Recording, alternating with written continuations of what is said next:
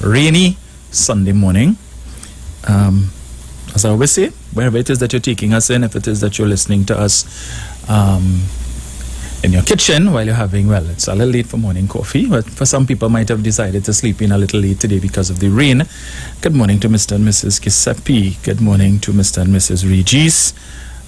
Good morning to my fellow co-hosts, Sharon and Bruce.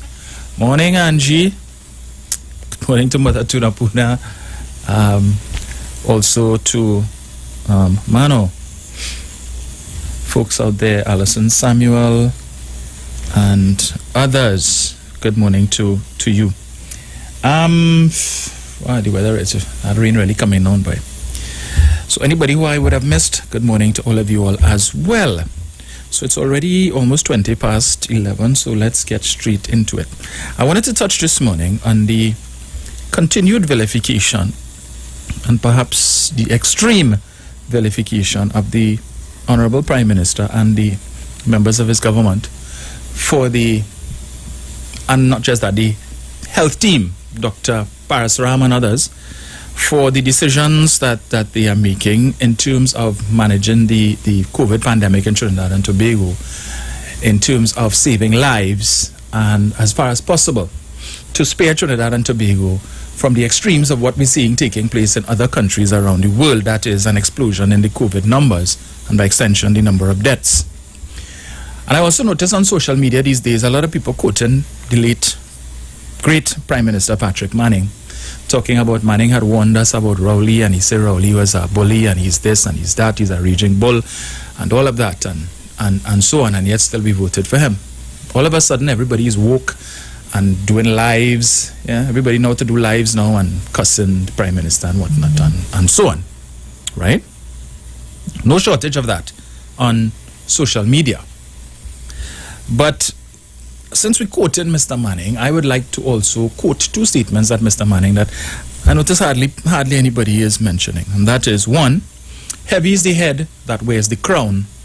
And two, Trinidad and Tobago is a difficult place to govern. Let me repeat that. Heavy is the head that wears the crown. Trinidad and Tobago is a difficult place to govern. And I think there are a few more adjectives that we could describe to that second one, because it's also becoming a very disgusting place to govern too. When we see the level of disrespect that is meted out to those whose responsibility it is to manage what is a unique situation, that is the pandemic. Last time, of course, we know that the world faced a situation like this would have been over 100 years ago. So, everybody, more or less the majority of people who are alive today, or in fact all of the leaders who are in charge today, would not have been around at that time, and so this is new for them. And everybody is taking whatever steps they see necessary to fix the problem. Not the least of which is our Prime Minister, who from day one has been getting abused, and that abuse seems to be increasing now. I want to play something here quickly to show you, just to give, I'm not going to play the whole thing, I don't really like to give these people too much airtime. But I just found that this one was a bit disrespectful in the extreme. And I'll just play a little bit of it to give you an idea of what I mean by the level of disrespect. So just listen to this for a moment.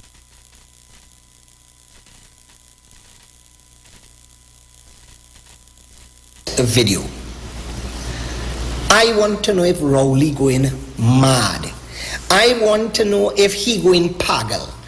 How many of you saw that press conference where this man, and let me tell you something, we have in-house dining at Baraka Grounds. Even though our 2 tents blow away, thank God everybody was safe. That is just material things, we could buy it back. But we have 2 measures.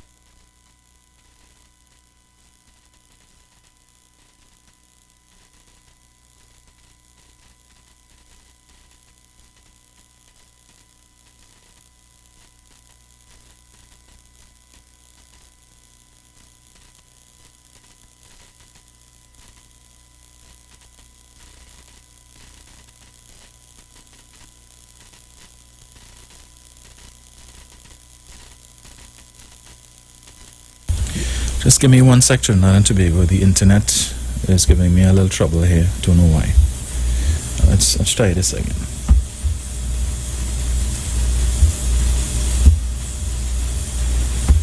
probably going mad.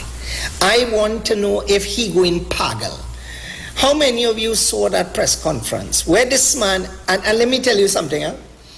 We have in-house dining at Baraka Grounds. Even though our 2 tents blow away, thank God everybody was safe. That is just material things we could buy back. But we have 2 measures.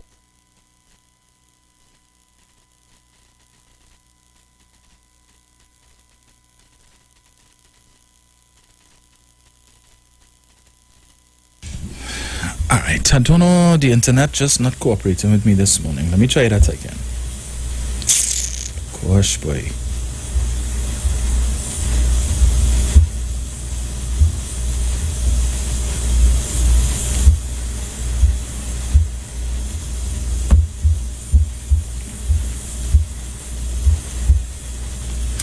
All right, we'll try that just now again. I don't know what's going on with the internet this morning.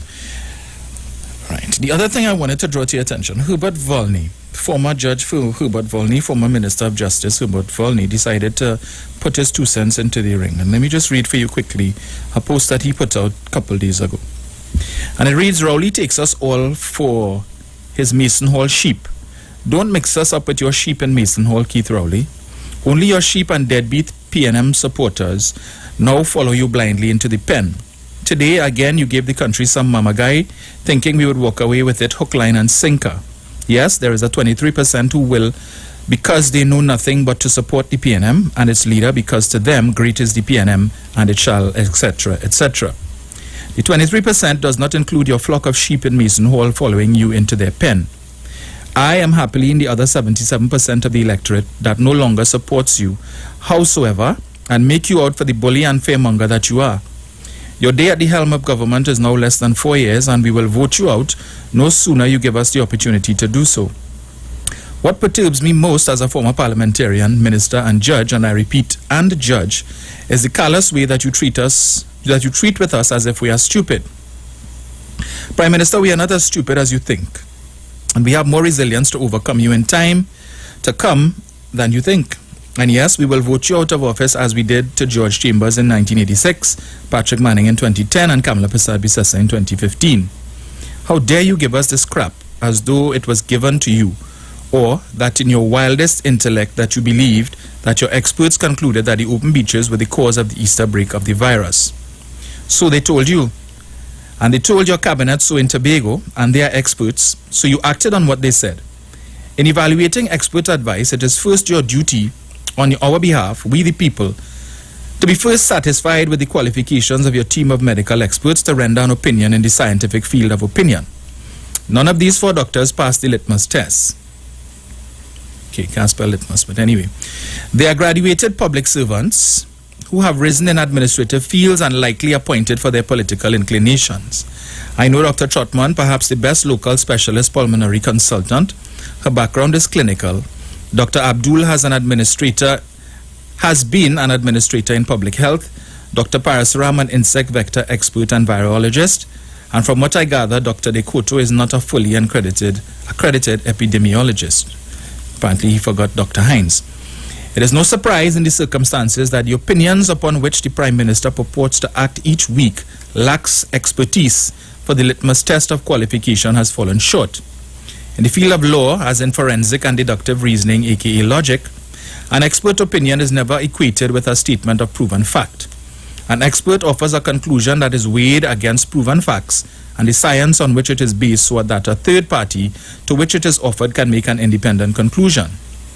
What is the opinion that the so-called team of experts offered the Prime Minister and his Council of Ministers at their Blenheim retreat to suggest that open beaches at Easter and the proliferation of persons zessing was a super spreader for Trinidad and Tobago? What was the scientific and forensic basis for their opinion that so impressed this group that they would accept the opinion and act on it as if they have to close access to beaches, and to keep them closed, thereby shutting down the tourism industry in Trinidad and Tobago? And what about the others in the cabinet of ministers? Are they collectively so devoid of judgmental power as to even reject a speculative, non-forensic basis for deciding on the issue of our beaches? If this is so, then the Prime Minister is leading a flock of sheep in presiding over our governance. It doesn't surprise me a former judge presiding over life and death for over 15 years, that our country is in the mess that it is in today. This man, Keith Rowley, is not only a bully, a peddler of fear, and lazy, but lacks the basic intelligence to be the head of government. I helped put him there because I was not prepared to go back to the corruption of the UNC, but I regret it, for what I helped to install is the very worst of all of our leaders in government. Even the late George Chambers was better than him. The way forward is to assemble a group of men and women acceptable to the masses of the people and invite them to return to Trinidad and Tobago to good, incorruptible governance. Vote them out. So says Herbert Volney. All right. Let's see this here. Now, what I found interesting in this little piece here is where he talks about, where is it? It does not surprise me, a former judge presiding over life and death for over 15 years. So you spent over 15 years on the bench as a judge. Great. And the only thing that your 15 plus year tenure will be remembered for is one case, that Brad Boy's case, which highlighted your gross incompetence, which highlighted the fact that you should never have sat on the bench in the first place, and brings into question every other case that you would have presided over. Not only that, the only other memorable thing about Herbert Volney for infamy would of course be his, and the only other thing that we could parallel would be his equally disastrous short stint as this country's first Minister of Justice, where all we remember him for with that was Section 34 and how quickly his former leader kicked him out on his backside and basically called him the modern day Christopher Columbus, as described by Burning Spears, a damn blasted liar. That when he claimed he spoke to the Chief Justice and he spoke to the DPP about the proclamation of Section 34, and according to his cabinet colleagues, based on their information, no such thing happened. All right? So, Brad Boy's case and Section 34. Other than that, what is your claim to fame, Herbert Volney? But you wish to chastise the Prime Minister. Why is this thing not playing? Now, I wanted to touch on something, right? So the Prime Minister has been talking about what the government is doing with respect to the COVID. And there are people who continue to say that the decision to extend the state of emergency makes no sense. That the state of emergency did not work. The lockdown did not work. All of the restrictions that have been in place for the past few months did not work. And what is the basis upon which they make that assessment? Well, you see that bulletin that comes out every day between 4:30 and 5 o'clock, that COVID update. That COVID update bulletin comprises a number of different statistics. But unfortunately, because we in Trinidad and Tobago, well, not we, a significant number of the citizens of this country suffer from what I always call chronic myopia. There are only two metrics on that document that they look at: the number of persons, the number of new cases recorded in the last 24 hours, and the number of deaths. They look at those two things alone, and based on that, they say, well, because the number of new cases continues to be in the hundreds, between 100 and 200 and something basically every day, and because we're still recording deaths in the high single digits, for the most part, and occasionally double digits, that none of the measures that the government has put in place over the past 4 or so months has worked. Let me challenge that this morning, because they keep asking for statistics and they want data to prove that the state of emergency worked. Now, we have been having these COVID press briefings for the longest while. And one of the things that people complain about a lot is the fact that they keep giving us graphs and charts as if we are little children in school. And these graphs and charts make absolutely no sense. And they're just putting their things there as fluff to take up time. And we see, whenever there's a press conference where Dr. Rowley is present, when you look at the viewership on social media, for persons who view it on Facebook, you will see at the start of the press briefing, when the doctors are talking and explaining to us the graphs and charts, the number of people looking might be between 300 to 500 or so. And as soon as Dr. Rowley comes on, the numbers skyrocket to between 3,000-4,000. Why is that? Because you see, people don't care to listen to what the doctors are saying. But now they want statistics and data and the science to support the extension of the state of emergency, which they say didn't work, right? And they're only waiting for Dr. Rowley to come on to hear what he's saying as of midnight tonight and to see what other restrictions he's going to impose or what he's going to roll back for them to start to cuss him on Facebook. Because that's all they do. When you read the comments, as I said, cuss and cuss. That's all they do, right? But as I was making reference to those two, to that COVID press bulletin, you see, for those of us who are not intellectually lazy and who actually take the time to listen to the COVID press conference for reasons other than to drool over Dr. Abdul Richards or to cuss Dr. Rowley, and who actually listen to the science and what the doctors are saying, we would realize why it makes sense. Because back in April, before the increase around the Easter, when we were seeing the charts and we were seeing the graphs, and then subsequent to the Easter weekend, which is that period, that contentious period, as to what would have led to the increase following the Easter weekend, Dr. Hines, in particular, in doing the graphs and doing the charts, was showing us that based on their assessment of the trends, they were expecting there was a projection that the COVID numbers would have headed in a particular direction, right? When you look at the chart, the graphs, you were seeing it was almost looking as if it was heading to a bell curve, so we were heading up. Increases. And there were projections that, and Dr. Hines made the point that without immediate intervention in terms of restricting the movement of people and in terms of restricting the level of social interaction that was taking place in the society at that time, that they were projecting that the numbers would have been extreme. As we are seeing now in other jurisdictions, in Australia, in Jamaica, in the United States, and other countries, right? So let me provide some data, which they want. They love data. Let me give it to them. 1st of April, 2021. That was the Easter weekend, right? Easter weekend was from Good Friday, the 2nd of April to the 5th of April. The total number of active positive cases in the country on the 1st of April was 309 persons. 1st of April, right? 6 weeks later, 16th of May, when the state of emergency was first announced, the first 15 days, that number had grown from 309 persons to 5,762 in 6 weeks. Right? Fast forward 3 weeks later to the 5th of June, when we reached the highest, 10,064 persons, total active positive cases, 10,064. So it took us 6 weeks, 1st of April to the 16th of May, to get to 5,762. It took us just 3 weeks to almost double that. So you see that the rate at which the infections was taking place had almost doubled in 3 weeks.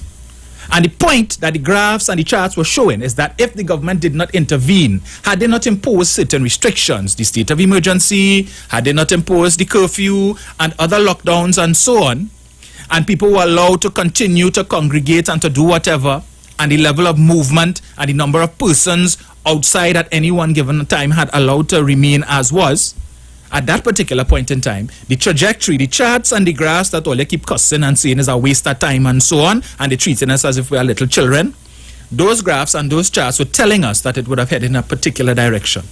And if we could go from 309 persons on the 1st of April to over 10,000 persons, active cases on the 5th of June, what does that tell us? That we were heading in that direction. The numbers are telling us that what Dr. Hines had predicted was in fact coming to reality, coming to fruition. And it was the government's intervention that would have treated with that. Now let me give you, all those who say the state of emergency didn't work, and all who say the restrictions didn't work and the lockdown didn't work because we still have numbers, daily increases in the hundreds, and we still have people dying. As of yesterday, let me get this here. All right. As of yesterday, and as I said, it is unfortunate that we only look at two metrics on this document. Number of new cases reported in the last 24 hours and the number of deaths. And to the left of that document, total active positive cases as at September 4th, 2021, 3,897. Down from exactly 3 months ago, 5th of June, 3 months to the date, when it was 10,064 active cases, persons who were tested and proven to have had COVID at that point in time. That number has now come down to 3,897 and has been coming down every day since. There was a period of time when there was some flux and we were just hovering around 5,007 to 5,009. Then we went over 6,000 for a couple of days and we've come back down. And for the last few days, it continues to come down. So notwithstanding the fact that we are seeing daily increases in the number of infected cases is no longer surpassing the daily number of persons who are recovering. So we are seeing that less people are being infected.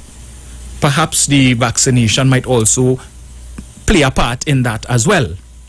But from 10,064 3 months ago to the day to 3,897, to those who say the state of emergency didn't work, to those who say the restrictions didn't work, to those who say the lockdown didn't work, I ask you, how did we come down from 10,064 to 3,897 as of today? How did that happen?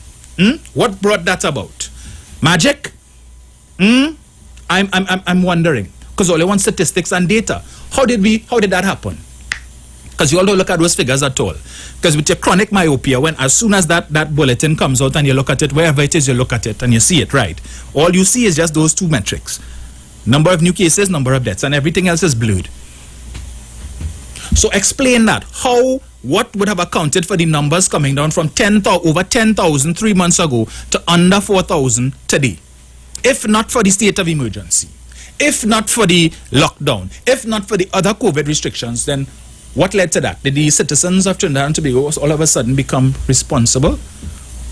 Or is it that the COVID say, nah boy, I'm tired of this country, yes? Let me slow down. Is that it? Is that it? That's how we reached to that? I just asking a question. And that is why I can proffer that the members of the opposition would have chosen to abstain rather than to vote no. Because notwithstanding the fact that the majority of their parliamentary caucus they are dishonest, disingenuous, the fact of the matter is that they have a few doctors among their ranks who would have been looking at the COVID press briefing, looking at the charts, looking at the graphs, and understand what Dr. Hines and others were saying, who would have seen the trajectory where we were headed and would have seen the change and would have seen now that the government has been able to peg back the pace at which the numbers were rising, again, through the implementation of the state of emergency, through the curfew, and so on. And they know that. And I would like to think that some of them still have a little bit of conscience in them. That perhaps their conscience took over and they decided, well, you know what, yeah. Even though we will try to see how we could spin it, the fact of the matter is the truth cannot be denied. That the numbers have come down significantly. Look what's happening in Australia. And I keep hearing all of these woke people who all of a sudden everybody discover how to do a live on Facebook. So everybody want to do a live to cuss the Prime Minister. Right? All these people talking about as soon as the state of emergency lifted, we're going to have the mother of all protests. Yeah, well, they decided to have the mother of all protests in Australia, you know. As of the 1st of August, right? 1st of August, just over a month ago, Australia's total active case count on the 1st of August was 3,644 persons. As of yesterday, Australia's total active case count is now over 26,000. Now, when they had the protest the other day, the mass protest to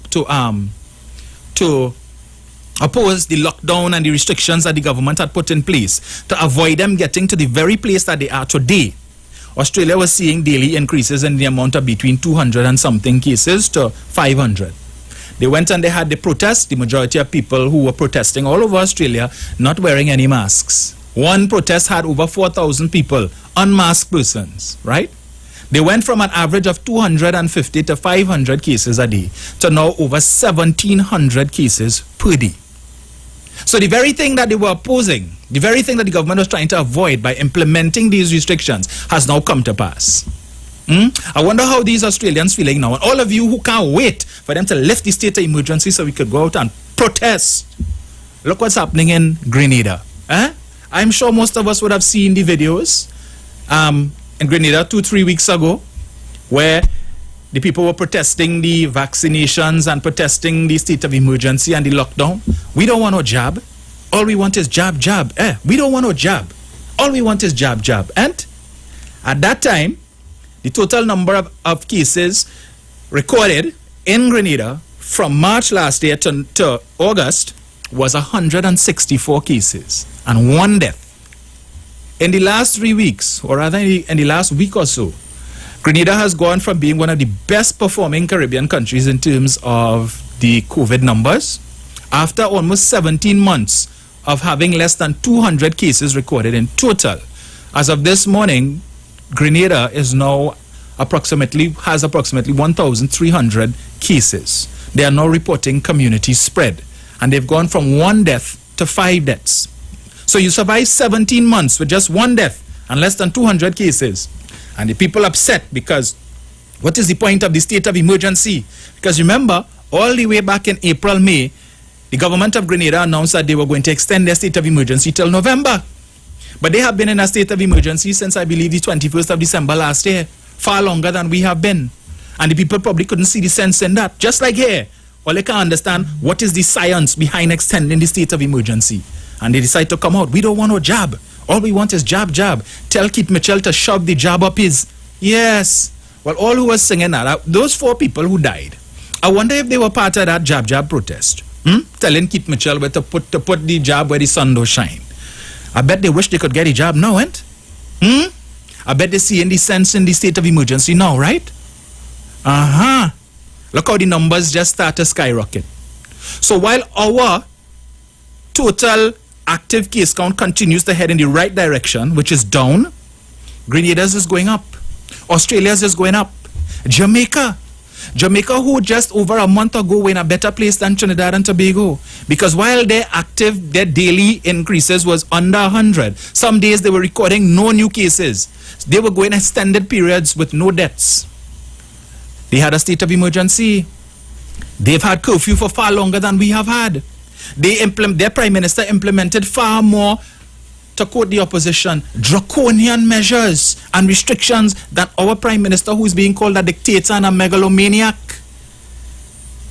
Andrew Holness, at one point in time, to treat with the numbers, banned funerals for 2 weeks. So if it is your loved one died on the first day of the ban, you know what that meant? You had to find money to preserve that body and to freeze that body for 2 weeks before you could dispose of it.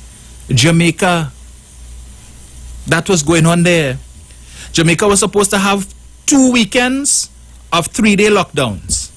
Sunday, Monday, Tuesday. Right? Today's Sunday. They are now in the second or the third one. Because of the situation in Jamaica, the Prime Minister has now extended it from 2 weekends to 4 weekends. And I suppose if at the end of those 4 weekends the number's still not encouraging, they will have to continue that lockdown. So you have to stay in place. Stay in your house if you live in Jamaica for 83 consecutive hours. From Saturday 6 p.m. till Tuesday morning Sunday, Monday till Wednesday morning 5 o'clock. Yeah. We have had no such draconian measures here. We had 3 holidays where curfew went from 10 a.m. until 5 a.m. the next morning. And it wasn't consecutive. It was separate. But we complaining here. We oppressed. This government only oppressing we. What oppression? Oppression. What are they talking about? Oppression. You see, they were singing the same tune in Jamaica. And you had people the likes of Buju Banton and Beanie Man and all these other so-called celebrities in Jamaica jamming Andrew Holness every day. They're doing live and blasting Holness. Free the people. Liberate the people. We suffer in oppression. Okay. And what did Andrew Holness do?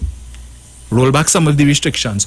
Open back the entertainment sector. Let the people play themselves, man. Let them go a little fete, a little lime and so on. Well, there. Okay. And what happened?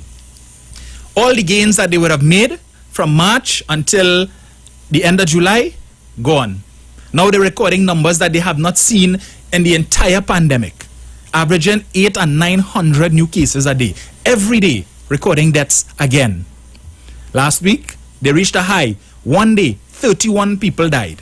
The following day, 18 people died. And that is the kind of figures that Jamaica see. Now, all those Jamaicans who was cussing Andrew Holness, if you see them lining up to go and take the jab, yes, they now see the sense in it.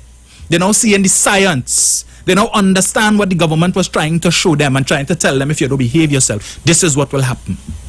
They ain't cussing Andrew no more though. Long lines all over Jamaica to get the vaccine. All who didn't care, who didn't want a vaccine before, they didn't care what kind, what brand it is. Just put it in my arm. All who talking about the oppressed and the oppressed here, That's what they're looking for. What oppression are they talking about? You all know about oppression? The hypocrisy of some people in this country. Discrimination. This government wants to discriminate between the vaccinated and the unvaccinated. But when somebody who is unvaccinated comes into the country, the period of quarantine that they are required to serve is much longer than a vaccinated person, right? But you all have no problems with that. Oh, we love that discrimination. Yes. Oh, we supporting that because we don't want no Delta here. So when unvaccinated come in, let them quarantine them for as long as they need to. We like that. We have no problems with that. You see, we always claim everybody loves strong and decisive leadership. Until that strong and decisive leadership takes decisions that inconveniences you personally. And then all of a sudden, the leader becomes a dictator. That's what happens. And history has a way of repeating itself. And this is the very same thing that happened to Mr. Manning. So all who quoting Manning liberally now, don't forget, you all call him a dictator too. Let's forgetting that. He too was called a dictator. When the UNC put up all these banners all over the place with Mr. Manning dressed in army fatigue, likening him to Idi Amin. You forgot that? Yes. He's acting like if he's an emperor. He don't listen to nobody. He's a dictator. And we're seeing the same shades taking place now with Dr. Rowley, who is doing his best to try and save your life. No. But you're only buffing up people like if there's a bunch of little children. How you feel? With little children? Oh, and that makes him a dictator. So only Dr. Rowley ever spoke to people like that. That is the man. That is who he is. That is his nature. What you see is what you get. But you all forgot. Nobody will attack my government unfairly and go unscathed. Who said that? That wasn't Keith Rowley. That's insulting. That's insulting. Who said that? That wasn't Keith Rowley. Now you all forget that? You all forget that one? Who want to resign, resign. But I will not be firing anybody, Vike. Oh, who said that? But Keith Rowley is a dictator. And always talking to people like if they're little children. I remember the launch of Color Me Orange. You all forget that? Up at the Hilton Hotel. A program that was designed for persons from East Port of Spain, Laventille and Beetham and so on. And when you invited the folks for the launch of the Color Me Orange at Hilton, you all remember that? And because there's a bunch of never see come see that was coming to Hilton, you brought out a whole set of riot police, fully armed riot police to deal with these never see come see. And then when they came into the hall and you're doing your thing and you find they listening to you, hands up, out, up, out, up, out, down. Who was that? That was Keith Rowley. That was Keith Rowley talking to people like if they're little children. Because the last time I know people, you hear hands up, out, is in primary school when during the morning assembly, when they want to get your attention. Primary school children. That wasn't Keith Rowley. Keith Rowley didn't do that. But the Prime Minister is a dictator. Rowley gone mad. Let me see if I could get this to play again. Because I really wanted to play this, people. To hear the level of disrespect that is being meted out to the Prime Minister. Heavy is the head that wears the crown. Trinidad and Tobago is a difficult place to govern. And if Dr. Rowley didn't realize that before, trust me, in the last few months he certainly did. You see, and I want to ask all the bleeding hearts, right? Now it is everybody's right to choose to be vaccinated or not. You're right, it's your right to put whatever it is you want to put into your body. And if you say you don't want it, no problem. But perhaps all of you all who complaining now, you ain't want no vaccine, the vaccine this and the vaccine that. Why you all didn't come out 4 or 5 months ago when the opposition was beating the Prime Minister with many stripes? Trinidad and Tobago is last in the race. Trinidad and Tobago is the laughing stock of the Caribbean. Everybody laughing at we. We in the worst position because everybody else getting vaccines and Trinidad and Tobago have none. Rowley too proud to beg. Rowley's ego is bigger than the well-being of the citizens of this country. And every day the opposition only singing a song, vaccine, we want vaccine. This government only promising vaccine and no vaccine coming. They're like a piper, a vagrant who always telling you next week, and nothing coming. Why you all didn't come out then and say we don't want no vaccines? Why you all didn't tell the opposition that then? But no, you sit down in a corner like little Jack corner and said nothing. And allow the Prime Minister to take all that abuse. Now vaccine coming out, surely K-Pax, and all they don't want it. And people talking about all the vaccine, this and the vaccine. But you know, If it is, now remember, these vaccines have a shelf life. If the Prime Minister were to come in the morning and say, here what? Given the low rate of vaccine uptake and the bearing in mind the shelf life of these vaccines, we are going to have to give it away to some other country. You know, the same people who cussing the Prime Minister now will come out and say, oh, they take taxpayer money to buy a set of vaccine and now they're going and give it away. Trinidad is a difficult place to govern. Heavy is the head that wears the crown. If Dr. Oli didn't know that before, I say again, he certainly knows it now. Why isn't this thing playing? Gosh, I want to play this Trinidad and Tobago. Let me see if I get this, eh? Let me see if I get this, eh?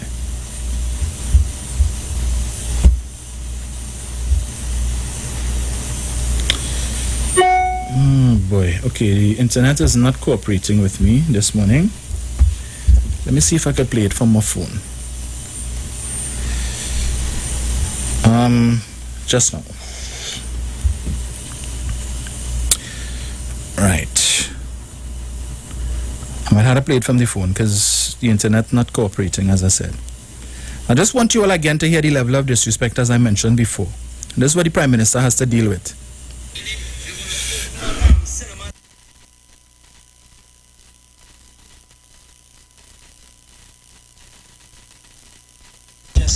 My beard is actually blue, so no need to adjust. So let me make this a very short video. I want to know if Rowley going mad. I want to know if he going pagal. How many of you saw that press conference where this man, and let me tell you something, we have in-house dining at Baraka Grounds. Even though our 2 times blow away, thank God everybody was safe. That is just material things we could buy back. But we have 2 mezzanines that we use for in-house dining. You think I am going to ask anybody to see their vaccination card so that they could sit down with their family and eat? Or I'm Rowley like he's stupid or what? Rowley have to be going stark raving mad because I don't understand how all of a sudden now he come up with this dotish idea when all over the world it is being shown that the people who are vaccinated could spread the virus. The people who are vaccinated getting the variant. So at the end of the day, why is this mule, why is this idiot of a Prime Minister that we have, why this stupid man from Tobago putting things in place that makes absolutely no sense and is discriminatory because you are discriminated against. We go to the ads, we'll be right back.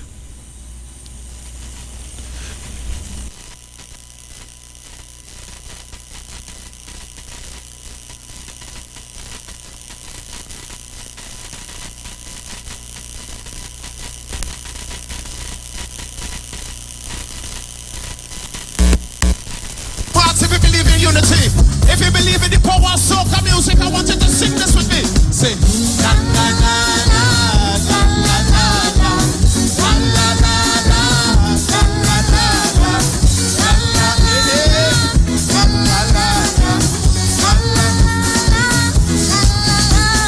Life today, unlike yesterday. Friendship gone.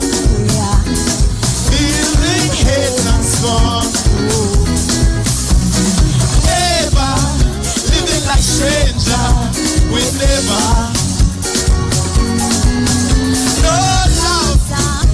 no love, sir, for one another. So young people as one and create a song. I hope it lives on from generation to generation. If you love soca music, singing oh. Shanti oh, Shanti, Shanti oh. Gotta sing this part, you know I don't know this part. I don't know this part. Burn a mada, burn a mada, Shanti. Sing it oh, Shanti oh, Shanti, Shanti oh. Burn a mada, ya, burn a mada, say what she ate. Oh. Shanti oh, Shanti, Shanti oh,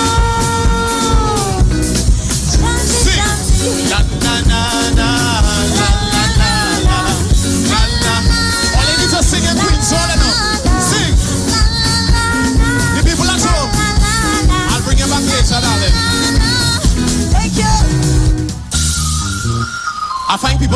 forget how to get on for carnival, boy.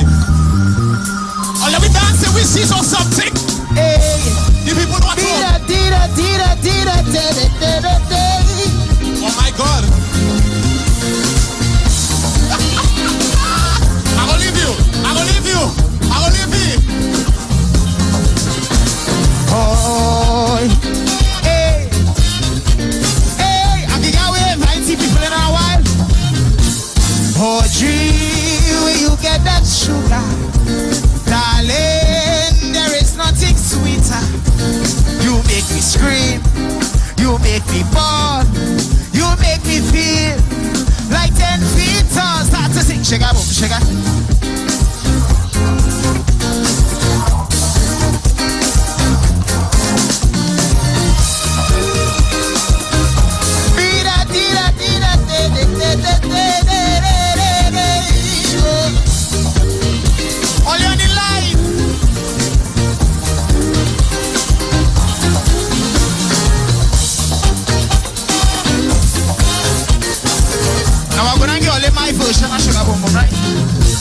Audrey, I am very sad. This year I can't get no loving. Up on the line, it's where you have to line. If you have to whine, I can jam you in real life. I'm Mr. Sugar Boom, Sugar Boom Boom. A Sugar Boom, Sugar Boom Boom. A Sugar Boom, Sugar Boom Boom. I want to sing this with me. Say give me the boom boom, Audrey. Say give me the. Say give me the. Say give me the. Boy, say give me the boom boom boy, yeah.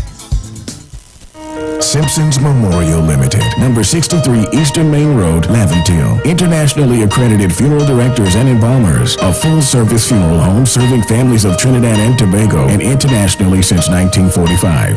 At Simpsons Memorial Limited, we serve with dignity in assisting families and honoring the memory of their loved ones. Our services include professional funeral and pre-planning, burials and cremation, custom-built and imported caskets, coffins and cremation trays, cemetery management, limousines, mourners cars, grief counseling, web streaming of funerals, fully air-conditioned chapel with live musical accompaniment, full global shipping and receiving of loved ones. We specialize in facial restorations. Call us anytime, day or night, at 623-8688. That number again is 623-8688. Simpsons Memorial Limited. Superior service, always with excellence. Take me to the king. I don't have much to bring.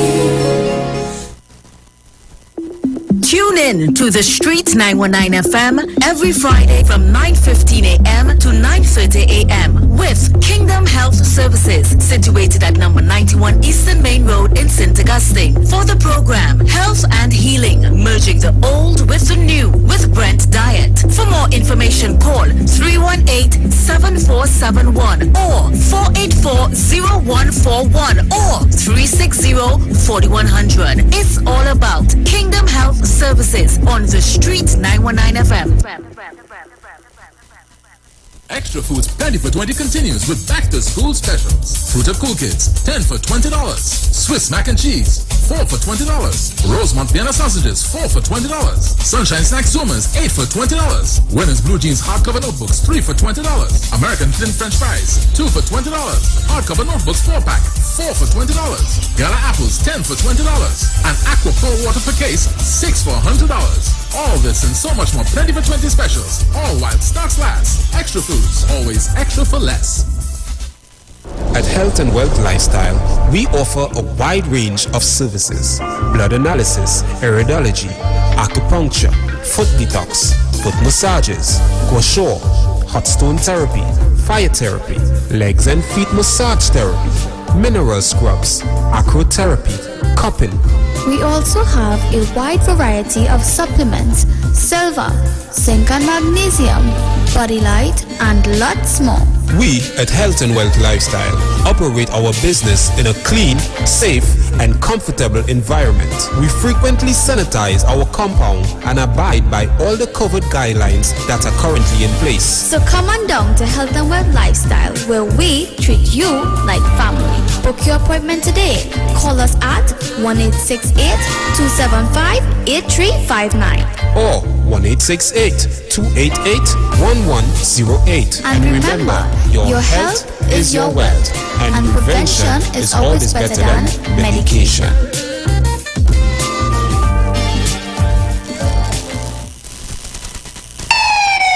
Police, good day. Officer Best Price here. Johnny Q Auto Parts Division? Yes, sir. I'm here to investigate an assault on batteries. Excuse me, sir? Is it true you have batteries selling for $488? Yes, Power Master, Optima, Vata, and Megastar batteries. So I can buy a battery for $488? Yes, sir. For cars, trucks, and boats. Backed and distributed by Massey Automotive. Which part? Right here at Johnny Q Hardware and Auto Parts Division, 15 Arrowbita Avenue, Woodbrook. And our new Johnny Q Superstore, located at Lowlands Mall off Claude Noel Highway in Tobago. You could call 6 Tools. Alright, thanks boss. Nah man. Granny, Do you have $488 to lend me? Hi, what's up TNT? This is Wayne Johnson out of Brooklyn, New York. I always wanted to do something back home, and we're going to be doing our gospel segment on Mondays from 10 p.m. to 12 midnight. That's 10 p.m. to 12 midnight on 91.9 FM. Listen what I want you to do. Spread the word. Spread the word, TNT. Salvation, full and free. Salvation is for everybody. Mondays from 10 p.m. to 12 midnight. That's 10 p.m. to 12 midnight on 91.9 FM.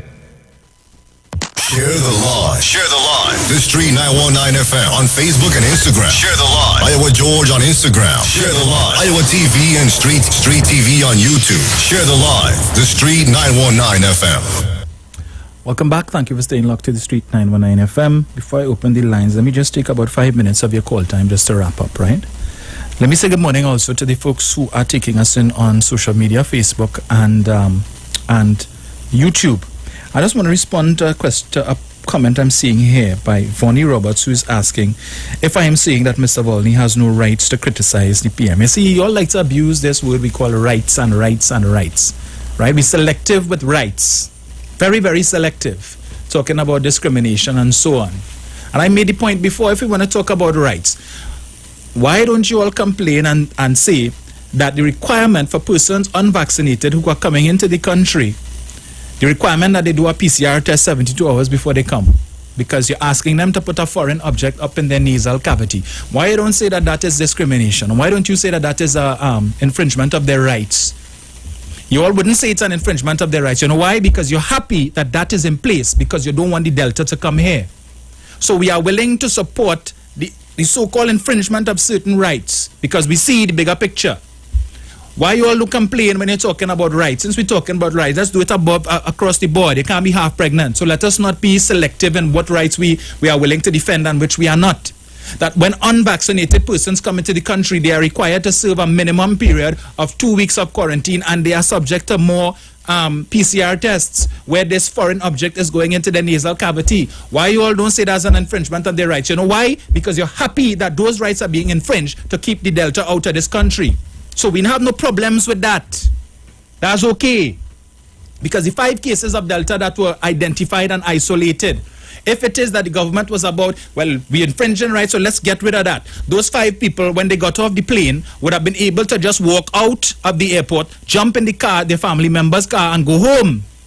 And spread the Delta variant among their family members. And then the next day and the day after that, when they go into the mall and to the grocery and to their friends and family to drop off stuff for who they buy things for, spreading the virus more. And the Delta variant would have been rampant in the general population, and the numbers, the COVID numbers would have been higher. The deaths would have been higher, and the total active case count would have been higher. But we have no problems with those rights being infringed, because we see it's protecting us. But apparently the other rights, the other things that the government put in place, because you figure, and let us make it clear, this government has not, while it may have been mentioned as an option Unlike what is happening in other countries like Canada, where they now have vaccine passports. In France and other European countries, where they're now introducing vaccine passports. Where in Canada, you cannot, I think in certain parts, the Prime Minister, I saw a video the other day stating that persons who are unvaccinated would not be allowed to board public transport like the trains and the buses and so on. We have not had that implemented here. And I am asking you, if you are telling me that Keith Rowley is a dictator and he's a megalomaniac, then what would you call Justin Trudeau, who is telling you if you're unvaccinated, you can't board the bus, you cannot board the train? If Keith Rowley is a dictator, then what is Andrew Holness, who is telling you that from 6 p.m. on Saturday night until 5 a.m. Wednesday morning, you cannot leave your house?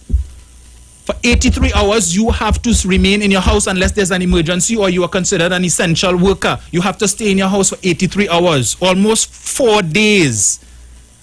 We have no such restrictions here, but you're all oppressed. Between 5 a.m. every morning and 9 p.m. every night, you could go about your business as usual, but you're oppressed because you can't whine and jam between 9 p.m. and 5 a.m.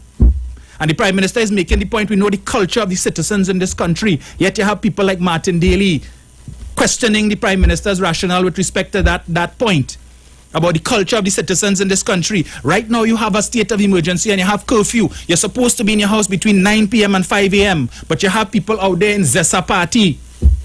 51 of them found in a house in Valsayn the other day, and I think last week 27 of them were found in a house somewhere in Borneo or wherever. Right? When you go to these parties, do you social distance?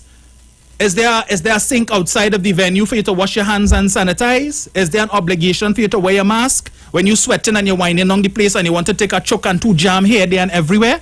Are you going to as a party to rent a tile? You stand up on the same tile whole night and these things around you to prevent people from coming. You're making sure you maintain 6 feet distance. So then what's the point you're spending your money to go to as a party for?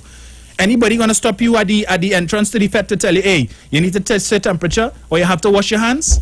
Nobody ain't taking that chance. Because when the man who might be given the responsibility to enforce that, but a man tell him, hey, big man, I pay my money, I ain't coming here for that. What are you going to do? Manhandle the guy and throw him out, and then next thing a gun pull out and you get 2 shots? Seriously? So if it is with a state of emergency and a curfew, we still have these illegal parties taking place. What the hell you think is going to happen when you remove the state of emergency and remove the curfew? Well, I could take the chance now because the police not going to stop me if they see me out on the road 2 or 3 o'clock in the morning, right? And they have no proof that I just came from Azessa Fete. So it's all right. Now I will think twice because, yeah, I want to go. And while I may be able to get into the fete, the fact of the matter is if the police catch me on the road before 5 o'clock, that's a $10,000 fine and I don't have that money to pay. So you know what? Let me keep my backside in my house. So a lot of people who could get infected because of these Zessa parties after they staying home in the house between 9 p.m. and 5 a.m. because you see that $10,000 fine or whatever is the amount is a significant deterrent. But you all ain't studying that. No. We oppressed. Half all you who cry in oppression because of the state, because of the curfew. 7 o'clock all in all your bed. Or 8 o'clock. You're watching the evening news and as soon as the news done, well, that is it there for me. You go in your bed, you pee, you go in your bed, say your prayers and that's it. But all you complaining, you're oppressed because you can't go between 9 p.m. and 5 a.m. But if the Prime Minister were to do like what happened in Jamaica and so we're relaxing it, all you have a time. And we have a spike in the numbers and a spike in the deaths. And you get it and you go to the hospital and there are no beds available because the healthcare system is overwhelmed and all they could offer you is a metal chair under a tent in the car park and a brown bag to breathe in. The Prime Minister wouldn't hear the end of it. He's incompetent. This government don't know what the hell they're doing. Watch the system overwhelmed. Where all the money? They're thieving the money. Why they can't buy more beds?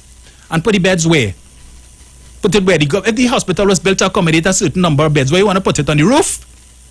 And therefore, if they set up the hospitals in the car park as they did in the stadium, you all have a problem with that too.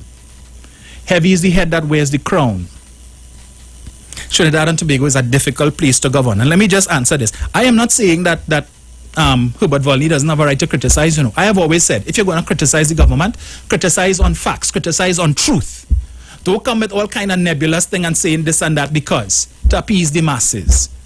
Here it is that you have Herbert Volney who is questioning the qualifications of the medical team that advises the Prime Minister, because the Prime Minister doesn't wake up one morning and say, hey, we're going to do this and do that. He's always said he makes his decisions based on the science and the advice of the medical team, headed by the Chief Medical Officer, Dr. Roshan Parasram. Back in April or thereabouts, when it is, and that is to tell you how Trinidadians could be so damn hypocritical. When it is that the CMO was saying that his advice for the Easter weekend and whatnot and stuff, I think was for certain restrictions, and then he made the comment that but certain people felt differently and so on. And you all were asking, who is these certain people? The Prime Minister? Because he had tell people go to Tobago. So you're not listening to the Chief Medical Officer. The Chief Medical Officer tell him must have restriction. The Chief Medical Officer tell him this and tell him that. But no, but he tell people go to Tobago. So back in April, the Chief Medical Officer, his advice was sage and sound, but now it's not. It's the same advice that the Prime Minister taken that guides the decisions that he is making. But he knows that you cannot please everybody in this country, no matter what it is that you do. So for the last 4 or 5 months, it's vaccine, vaccine, vaccine. That's all we're hearing. Vaccine come now. More than we need. And that is a problem too. Oh, Rowley's a dictator and he's trying to force people to take vaccine and so on. But he should give it away. He should give it away. And then when there's a next shortage, let me hear all you come and complain now. Right? Look at yesterday. Pfizer giving out. You see down south? Watch out. The amount of people, mad rush to get Pfizer vaccine. But you have this clown in Shan Ishmael talking about, the majority of the population don't want the vaccine. Where you get that? There's vaccine preference, is not hesitancy, and the government realize that now. So the sooner that additional 600,000 doses that we're supposed to get from the United States comes into play, better set. So the government knows now. So free it up. If parents say they don't want to give it to their children, well, don't just leave it there, and there are people who are willing to take it.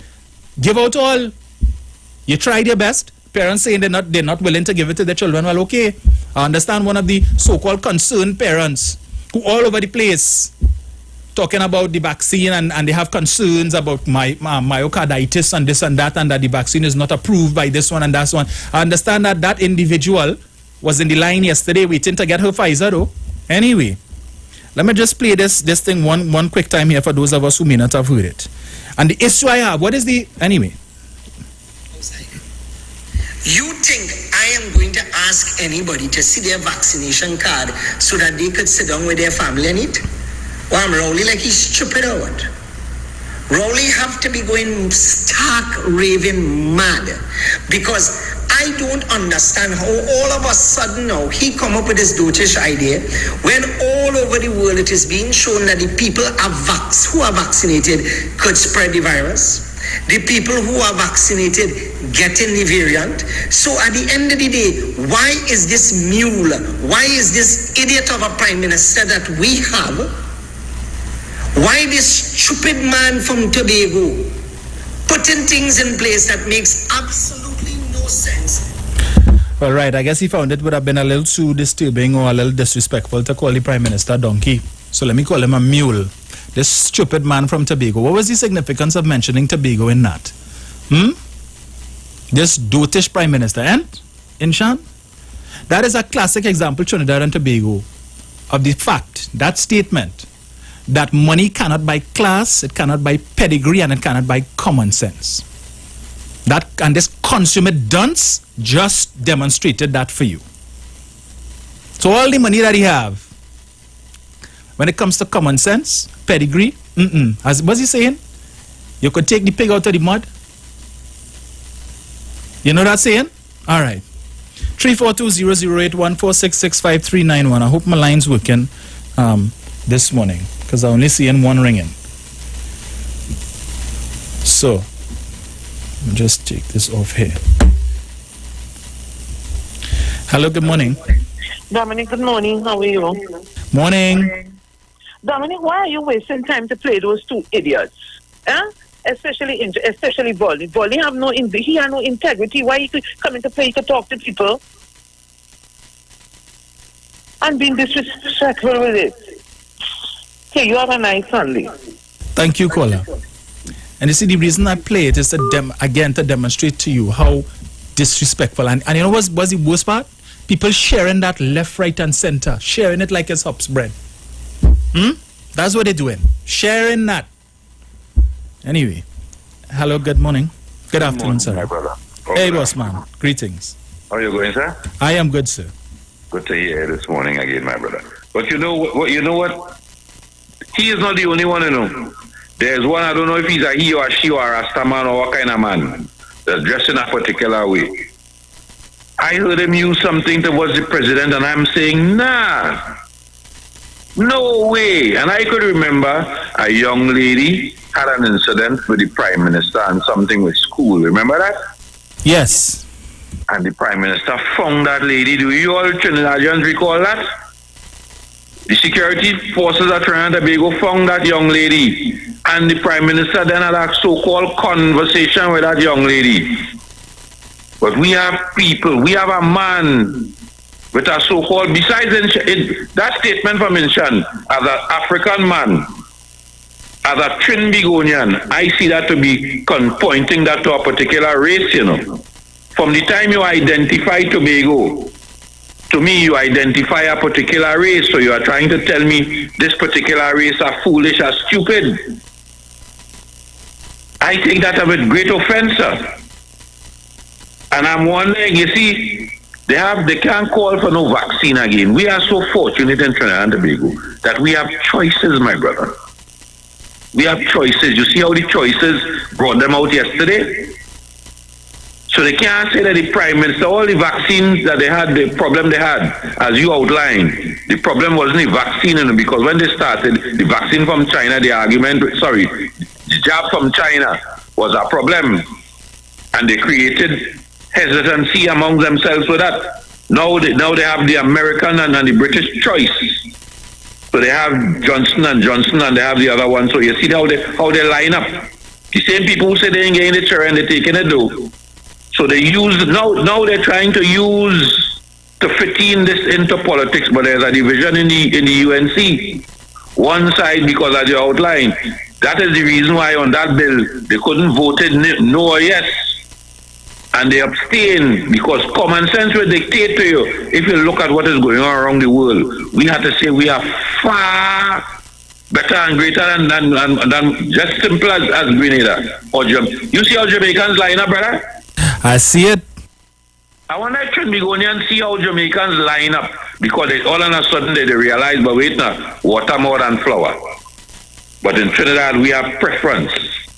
We have choices, and we have people disrespecting our Prime Minister and my race in order now to get, because the UNC is matched up now, you know. The great mother of the nation is now, these people who call her the mother of the nation are now calling for the mother of the nation to go. So when you see Volney and them jump out, it's to try to see if they could make them sort of political space, to see if they could get to 15, to smooth back the name, you know. Everybody is looking to get leadership at the UNC now, no partner. They're like a coin tossed up in the air and waiting to see who could catch it. So I'm not worried about them. They have a great internal fight to fight. But I enjoy the rest of your day, man. Thank you, sir. You too. Hello, good afternoon. Dominic, good afternoon to you. How are you doing? I am good. Greetings. Everything all right with you? Yes. Dominic, this half a man and this half a woman, why continue to disrespect the Prime Minister of Trinidad and Tobago? And he is not alone, Dominic. Dominic, I wanted to paying people to see if they could carry down, keep Christopher Rowley. You understand me? Dominic is doing all sorts of things, going and meeting people and trying to, I don't even know how to even to class the gentleman. This half a man and this half a woman. You hear what I'm telling you about? Dominic, Mr. Rowley, you should have been the last one. Dominic, I just said something this morning. Is it Brad Boys? You remember that matter? Yeah, that's the only matter he will be remembered for. You know what I will call he and this half a man and half a woman, tell him I said stink and dirty. Dominic, I don't know what is taking place in Trinidad and Tobago, but I'll tell you one thing. Dr. Rowley, you continue to pray. If you want to scandalize the name or you paying people, all you fed up what the Christopher Rowley, what Christopher Rowley have done to all your boy? What it is, because he's a black man. You understand me? Because he's a black man, Dominic. I also noticed ex-judge probe Gary Mann. Yes. You understand me?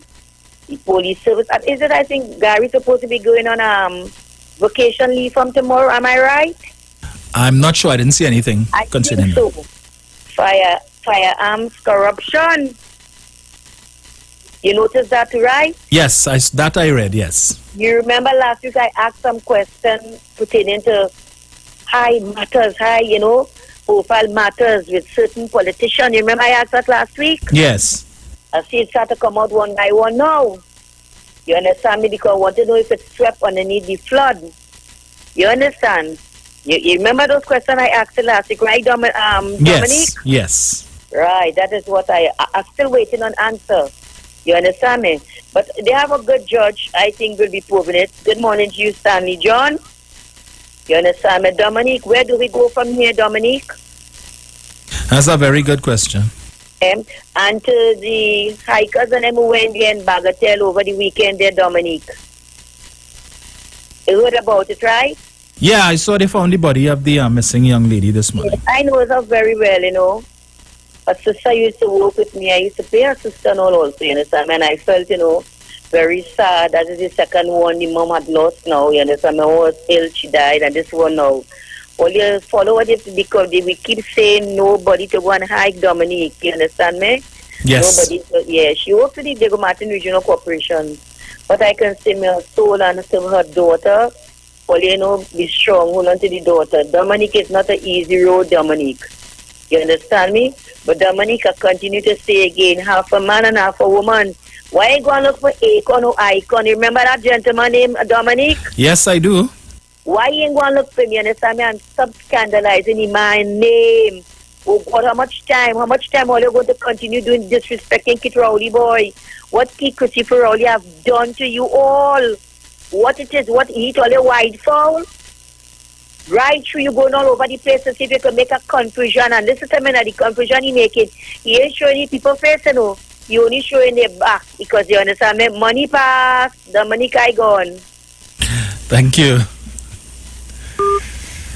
Hello, good afternoon. Hey, good afternoon, Dominic, brother. How you going, brother? Hi, good man. Yeah, man. All blessings to you, brother. Dominic, if I had any doubts that money car by class is listening to ancient Ishmael. But them fellas never play with my head or thief my head. Them fellas that them only have money, they're no class, they're obnoxious, they're classless, and they have no integrity and no credibility. 1 minute he's saying one thing, next minute he's saying something else. But you see, when Trinidad and Tobago, as long as you have a little money, right, and somehow you look like a particular way, you always have people following like a sheep and like a fowl. Them fellas that have no class. And that's what ancient Ishmael and them fellas that understand. And it's just another man. And that connotation which them fellas use, primarily used in the East Indian community, every time they want to target a black successful person, they use Lavantel, Beaton, Sealots, Tobago. That is race in Sean. And you know that. That is race. It's a racist connotation that you try to couch and use in a technical way and a reverse way to drag down African people. It is race, Dominic. And at the end of the day, you know what's all said and done? Pension, because you're listening. Dr. Rowley is still the Prime Minister. And you have to live with that. And here what? He's also a scientist. And he's also a highly educated man, which you are not. Right? And you know the next thing, Pension? He's a businessman too. Like you. And he's hungry. So you can't call him. So who always want to feel or they can watch them all hungry? Dr. Rowley is hungry. Pension. Right? And they live with that. So they can't play with the head. What is bothering all you is that corruption, right? Favoritism, inflated contracts is no more, is a thing of the past. And we all kind of push Patrick Manning in a corner, right? Because I know why. I say Patrick Manning with Patrick Manning and Dr. Rowley with Dr. Rowley. And you all kind of get away with playing with his head. Well, they can't play with that Tobago in head. Islanders are different, right? And Dominic, to end here, Vaughan Lee, all them fellas have no credibility possibility. But the Dominican never take bourgeois and fellas serious. Dominican no mental deterioration steps in when they make prison, right? You know that's one of the factors of our prison time, right? Yes. People does know to separate talent and like somebody and the music from the personality and the person they are. I don't take bourgeois. You know, I tell them fellas in the barbershop yesterday in the afternoon, everybody in Toronto be able to turn medical scientists and medical doctors, but they can't tell you what medical school they went to. Everybody, as I said on another program in another place, these things have an expiry date on it, right? And it's coming soon. And the same way we was donated vaccines to people, and we die straight. I asked Dr. Rowley in the cabinet. We have friends all over the world. There's real parts of South America that people have little or no vaccines. Instead of dumping millions of dollars in taxpayers' money, donate it to these countries and let the chips fall with me. Because Dr. Rowley, you told us you're not in love with office. Because they're wasting taxpayers' money. It's not the government money or nobody money. It's taxpayers' money. Trinidadians, my show said it over 40 years ago. They don't know what they want. They only keep moving the goalposts and moving the goalposts from left to right. Every day is an excuse. All I could say, in Shun, after all that, Dr. Rowley is still Prime Minister, and you are still stay the bamboo and sell your car. Thanks, Dominic. Thank you, sir. Hello, good afternoon. Yeah, good afternoon. You hear me? Yes, sir.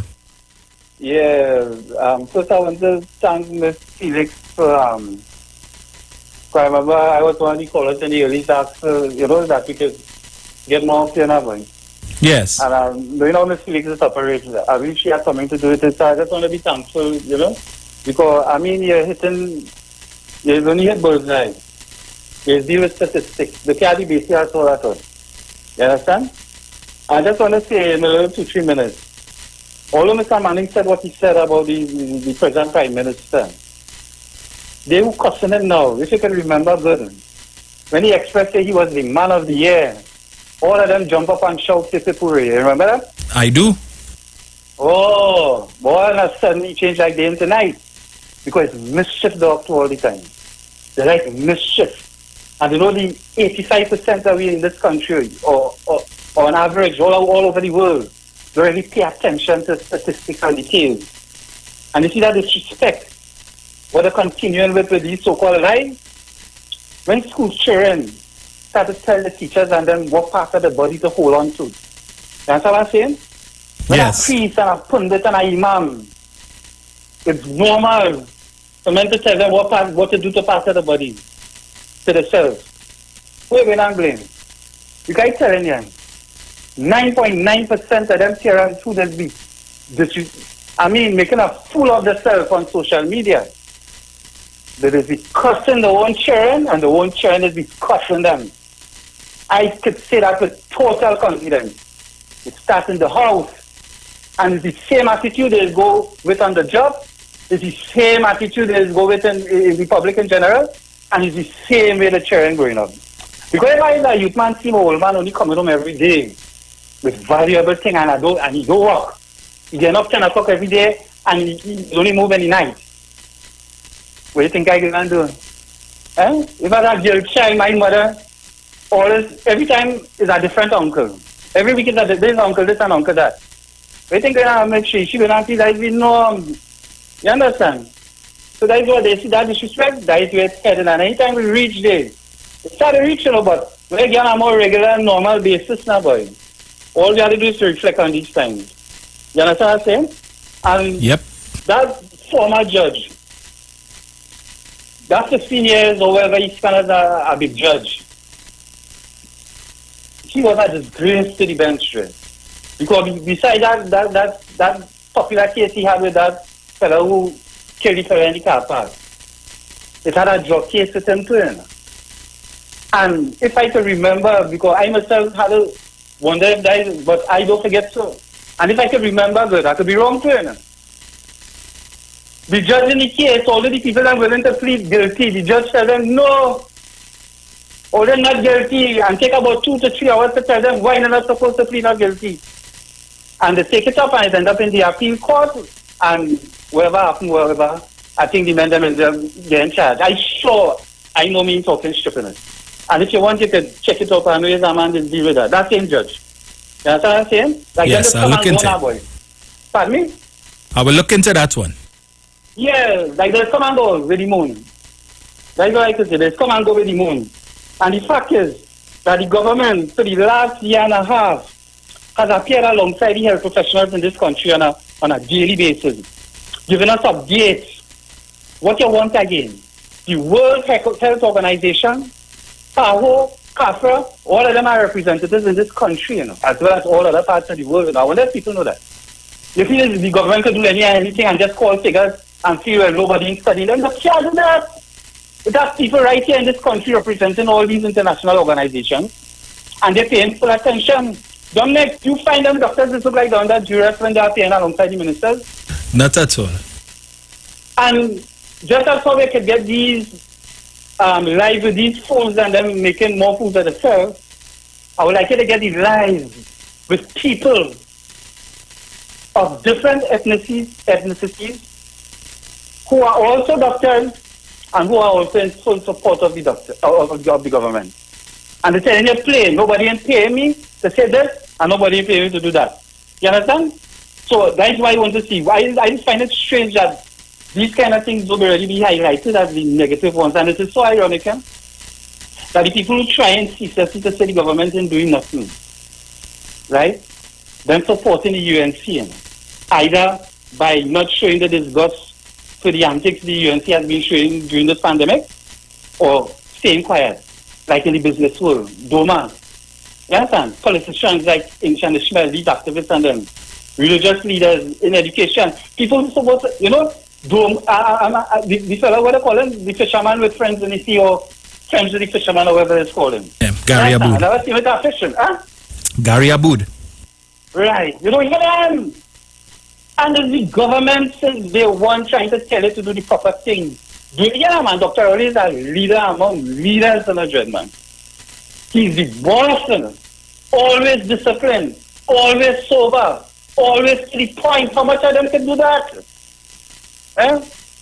Nobody does not wake up Dr. Oli. Nobody does not help Dr. Oli and give him nothing to walk and... I'm not going into that, But the fact is that the people, of course, I beat 4 UNC supporters. 3 of them is women. But we didn't say nothing. And I see who called them because he starts. And if she like to drink, who don't take the drink? I just listening watching. We're telling man. Why does going on after this country in the next 10, 20 years if this thing continue, boy?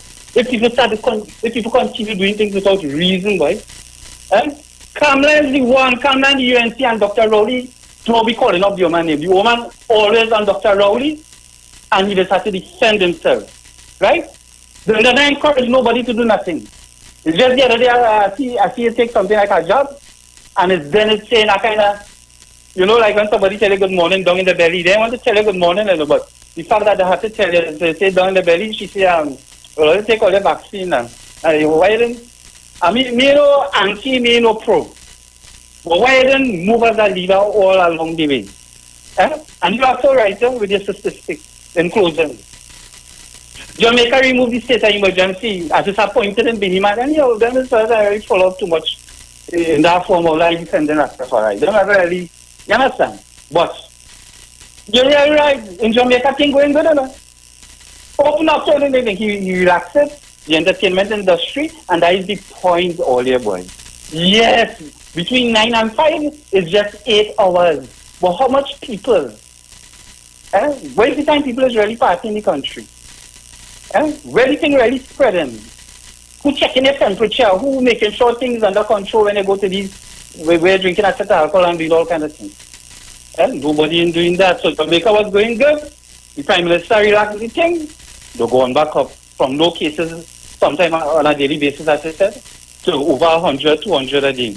Grenada, long time before they even get one. Since in May, as I say, the Prime Minister announced that the state of emergency would last somewhere around October, November. Nobody ain't get on. The Prime Minister trying to show here. In the day, a boy don't really have time to party, Whoever has time to party in the day, them have to really know the business. But in the day, a boy is more be looking to do what he's supposed to do to take care of himself and his family. Is in the night people just come out of party and that's where the thing spreading. So when the things start to spread, Dominic, I want Ansel, Roger, and Duma and all of them to find the same thing what the doctor them putting on and put the thing around the neck and go in the hospital and stand by with all them health professionals when they hear the thing get endemic in this country during this pandemic. Because that's all of them playing in scene. Because from the time the Prime Minister relaxed certain restrictions, right, the thing going on the lot, and then same people, that same mouth of customers. So we're not customer again and saying, well, why you didn't do this? I'm like, Dominic, I go on, boy. God bless you. And thank you, Mr. Sharon Felix, for allowing us to have access to Dominic. I always forget your last name, man. Romain. Thank you very much. Thank you very much. Thank you, sir. Let's see here. Hello, good afternoon. Good afternoon, Dominic. Hi, good afternoon. How are you? Hello? Yes, caller. Yes, how are you? I am good, and yourself? Yeah, I'm fine. I'm not going to be long because this was long waited. So I want to say, I think it has to do with envy, much to do with envy. The Prime Minister and the PNM government is doing a good job, and somebody's jealous of that.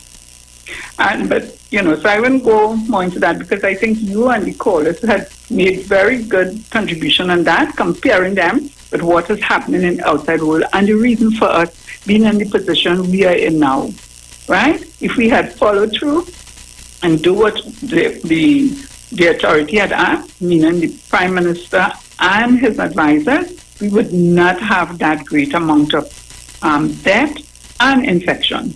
But Dominic, I think this has been going on for too long, where the people of Indian descent have been bashing Trinidadian, calling them all kind of names, saying a whole lot of things about them, and it has been going on for a while. It has also been with the way they dance, the African dance, the way they move, and we know how the Indians do their dancing as well. The education, we have so many bright people, and it doesn't matter how we perform, you would find that these people find a nasty word to call us. And this has been going on for too long. And we have to stand up and say no to that. No to that. Because nobody else have done that but people of Africa and Indians, and not everybody, but those who come out to bash African people the way they behave, right? And we don't look to compare what people perform. And we look for people to do well in our country and, to keep our country safe, to produce. We always want to be first class, right? So, and I'm thinking it's time that these people who make those utterances and call people nasty names and say nasty thing about it, time to stop. And, people, if you know who they are, what their product are, or where they socialize, you avoid them. And it's time to stop this nonsense by them. Thank you. Have a good evening.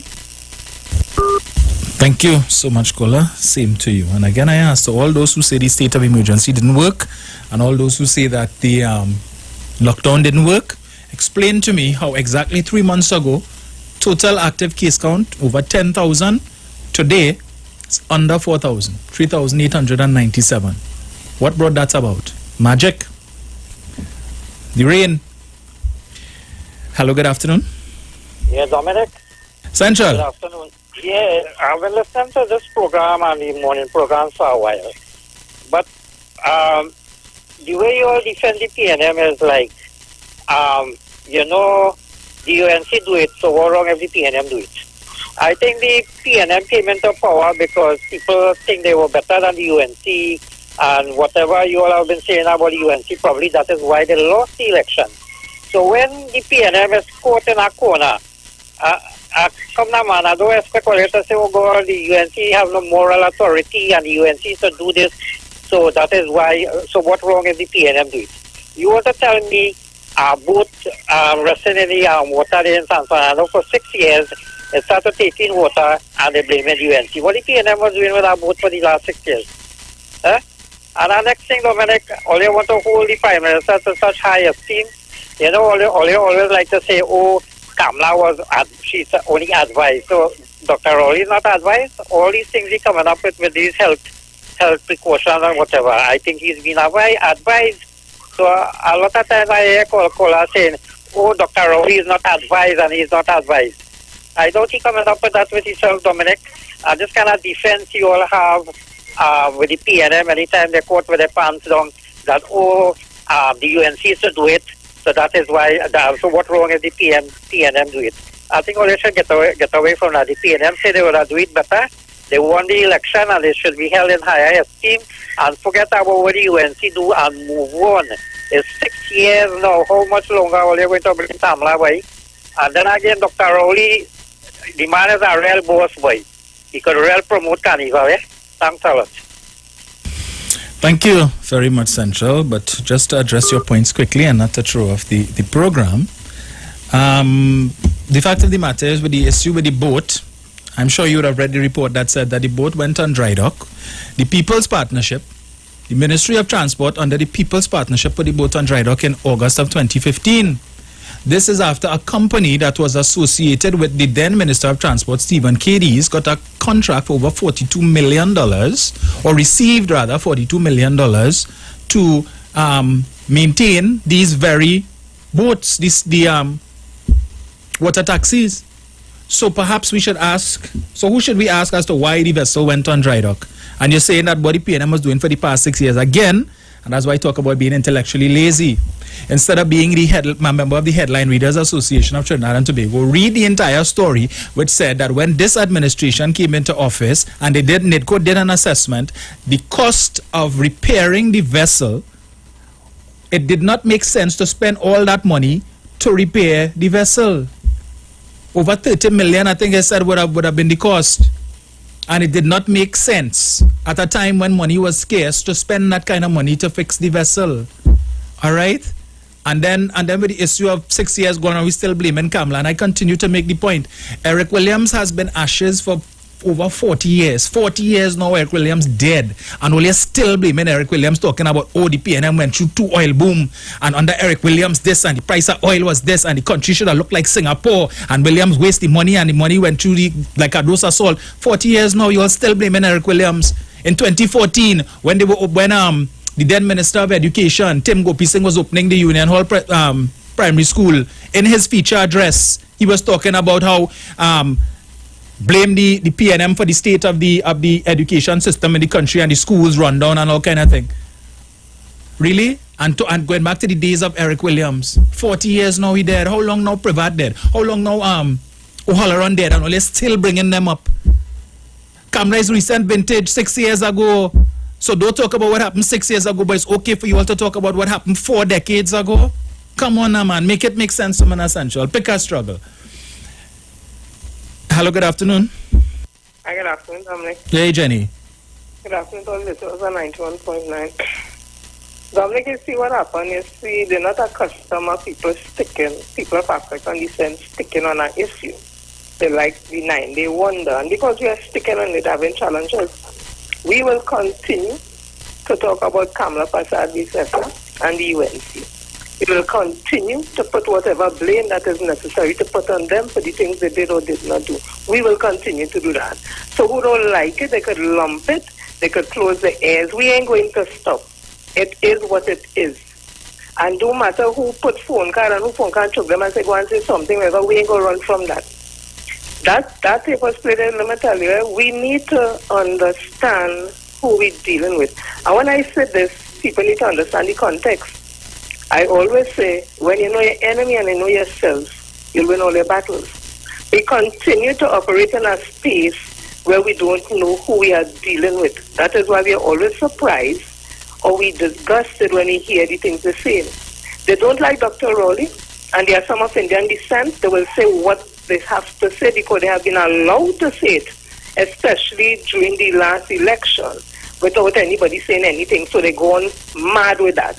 So they will not stop saying those things about Dr. Rowley, so they'll look for them to stop saying it. They will continue because they are racist and they will always want to call us derogatory names. And anytime we defend that position, they will play the psychological game where they defend them as the victim and as we. But we will not be deterred by that. They tell us we don't like it, we'll respond, because until they are able to sit down at a table and have an open conversation about race relations in this country and be honest that there are some people of Indian descent that don't like people of African descent and call them all kind of names. Until they're willing to do that, it will continue how we're going, but we will not stop. But you see those things they're saying, they translate right into an area that I always is my topic of speech, because it is real. The public service represents a microcosm of the whole society, and Public Service Association is an organization that represents that. Our organization has been taken over by politics. I see the second vice president put out a post that is very disingenuous. He calling us that, but he is. When he is saying and telling public officers basically to blame the government for not settling negotiations because they're not paying salary. And I want to tell him, if he knew anything about industrial relations, and if he knew anything at all about labor, he will know he's talking foolishness.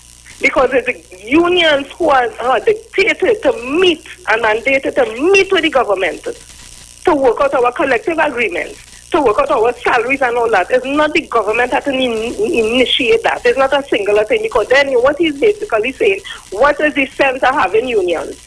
If you are telling public officers, blame the government for not getting negotiations settled, and because they're not paying salary, what we paying all their money for? Avinash Maraj, what we paying you that big money for here is over about $30,000. I don't know how true. What we paying you that for? If you could sit down and put out a press release or whatever it is about, don't study the union basically. If the government has to blame, then we don't want no union then. Let public officers sit down and deal with the Minister of Finance and the CPO pronto and forget about all the others, a waste of time. And so the kangaroo court that all the whole Thursday. That's just showing like it's a group from the UNC operating, because I don't know how true it is. They say the second vice president was Satmaraj's nephew. I don't know how true it is. They're also saying that he is part of some party group for UNC. I don't know how true it is. But you know what? The president of PS is a political party of PDP. So it mightn't be so far to stretch imagination that is a whole political thing. There's a UNC and PDP meet up. So they're doing everything in their power to drum the public officers. So public officers who are voters will get back to the government. And one time for THA election, they go and vote for PDP. I don't know if that is the thinking. But when you look at the whole dynamics, it has to be, because what madness this fella talking? And this kangaroo court they hold. Imagine, Dominic, before I leave, they hold a special general council meeting Tuesday to bring 14 people before the general council under disciplinary action. Some of these persons wasn't even invited to the meeting. And who was invited, they can't talk, they can't say nothing. And this first vice president, this contracted worker from Wassa, this little girl who like to get a blight from the blight to reach in PSA, because she had to probably know not much industrial relations. She started to read out allegations on everybody, showing pictures, everything, and asked the general counsel to go to convert it to charges. I didn't know PSA was a police station. They converted the charges Thursday, and by Friday you're getting a letter telling you're guilty of all the charges. And then Monday, which is tomorrow, want you to come before general counsel to defend yourself. That girl is a defendant in the case, you know. But she sat and chair a meeting. That is democracy PSA style. And that is what THA going to get.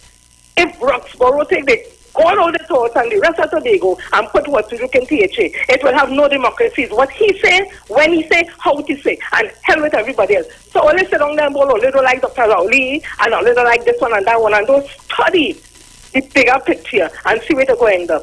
We have a fight in PSA, but we're not giving up. We're telling public officers, hold strain. We're not giving up on all, and all they don't give up on we. We will fight them to the end, because they're wicked. They're breaking all the constitution laws in our PSA constitution, and they're doing some acts that are unconstitutional. They will not get away with it. Dominic, thanks for the opportunity, and reach home safely. Thank you, Jenny. Hello, good afternoon. Hey, Dominic. A pleasant good afternoon to you, brother. Hello? Yes, sir. Greetings. Okay, my friend. Arima Part 1. First, let me compliment you for a nice, healthy program. Thank you. Nice program. You always do.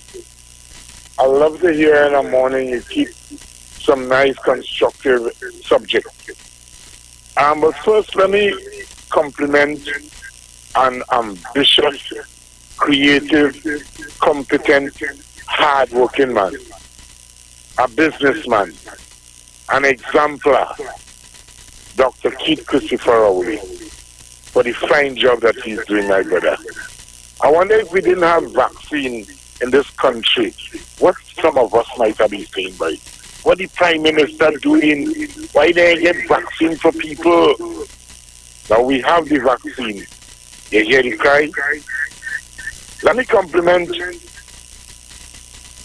the Commissioner of Police,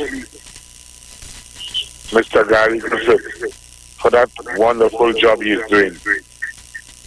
I think he's doing a great job. I want to encourage him to keep calm and do what he has to do. I want to compliment the nurses and the doctors in the hospital that is working overtime, overworked right now. And Dominic, locked on and listen, my friend. Thank you, sir. Yeah. Hello, good afternoon. Hello, good afternoon. Yes, sir, good afternoon. Yeah, man. Good program. Locked Thank on you. and listen. Two things, two quick points. I think Trinidad have the most variety of vaccines in the world. You aware of that? Yes. Trinidad and Tobago, right? From where we were. That's what they call stellar performance. People can do what they want. You know. They could beat wrong the bush, they could do what they want. The brother just respond. Another thing I wanted to add too is that the reason why I just call the PNM party one of the most evolving and evolved institutions in Trinidad and Tobago, the Caribbean, and it's not the world. Because I don't need validation from anybody else out there to let me know what is world standards, if you understand what I'm saying. And implemented and go ahead. Okay, yeah. And what happened is that the method, what came about Mr. Ishmael's live or whatever it is, was rant or whatever, is that it just shows how they're not understanding the whole judgment at all by Dominic Boy, and that is very unfortunate. Many people have been left behind in terms of where we are in mitigating the response to the COVID-19 pandemic, you understand? And what happened, we have reached the point of what you call integration, right? The only thing more powerful than love is integration. And that is what is taking place in the world, as a matter of fact. You cannot get rid of the virus. Instead, you integrate the problem into the solution, if you understand what I'm saying. So those brothers clearly show that they are still there while we are here. If you understand what I'm saying, yes. It's not about it spread anymore, Dominic, brother.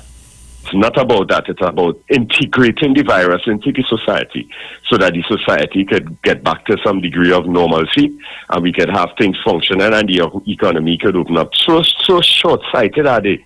It's embarrassing to some degree. And, Dominic, we just laugh, but it's the truth. It has been a little stretch for that amount of intelligence to be called upon in terms of these rabble rousers and the opposition. And it's a stretch to get the intelligence needed in order to assist the society and where it is. So that's why I just call the PNM party, the PNM government, PNM, great is the Bali, great is the PNM. That is why I say they are the most evolved institution in Trinidad and Tobago and evolving in the world because of, how they literally evolve and how to put it, boy, they modulate the frequency to deal with the times then. All right, we'll leave it there, caller. The ads covered. All right, cool. Yeah. All right, cool. Have a nice day. Thanks. You too. It's out of time, not out of things to say. Join Sharon and Bruce in the morning, Titans of Democracy, and enjoy the rest of your Sunday. I will talk to you on Tuesday. I'm out. Please call us toll-free 800-2020 for expert advice.